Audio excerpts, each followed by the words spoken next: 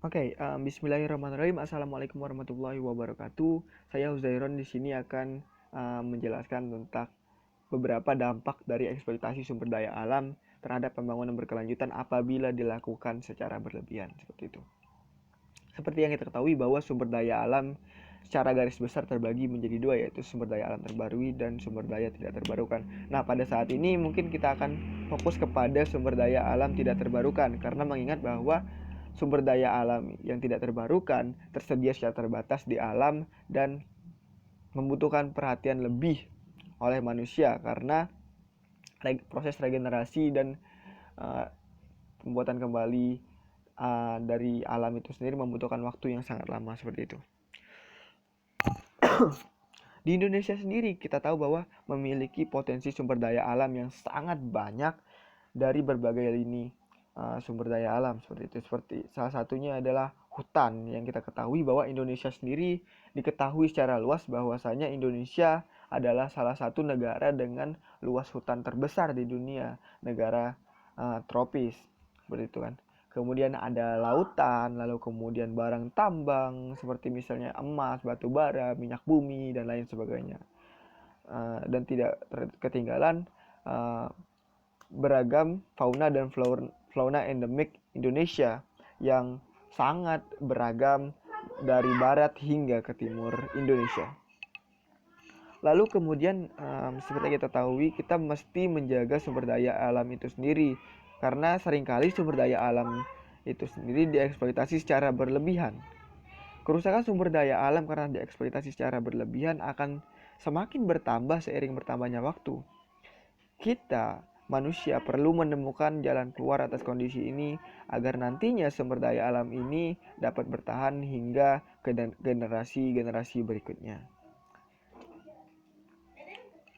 Lalu apa yang akan terjadi apabila eksploitasi sumber daya alam yang secara berlebihan ini akan terus terjadi seiring berjalannya waktu?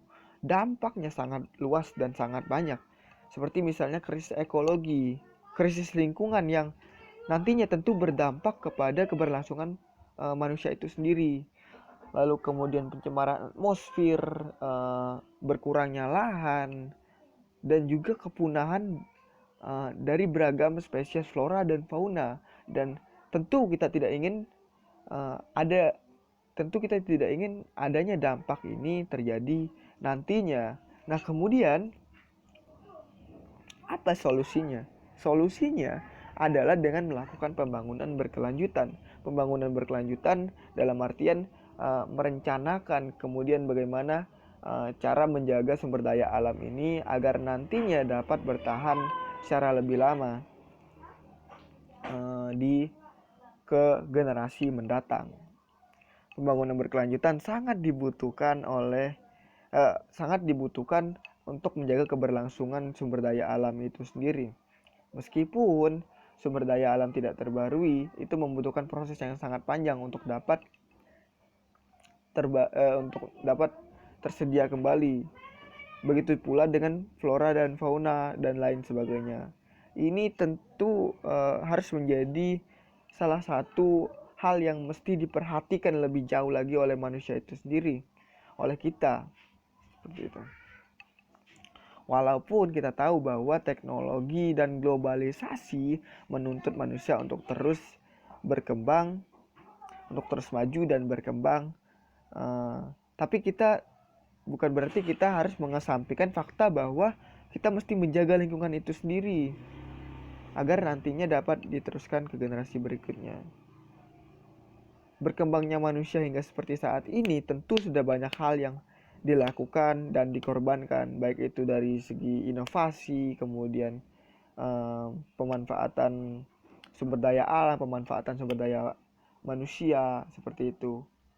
Dan ini mestilah dipikirkan secara matang-matang melalui pembangunan berkelanjutan. Bagaimana kemudian agar menjaga sumber daya alam itu sendiri, seperti itu. Mungkin itu saja dari saya. Lebih kurangnya kawan-kawan bisa silakan menanggapi bila ada masukan dan sebagainya. Saya ucapkan terima kasih dan semoga bermanfaat. Wassalamualaikum warahmatullahi wabarakatuh.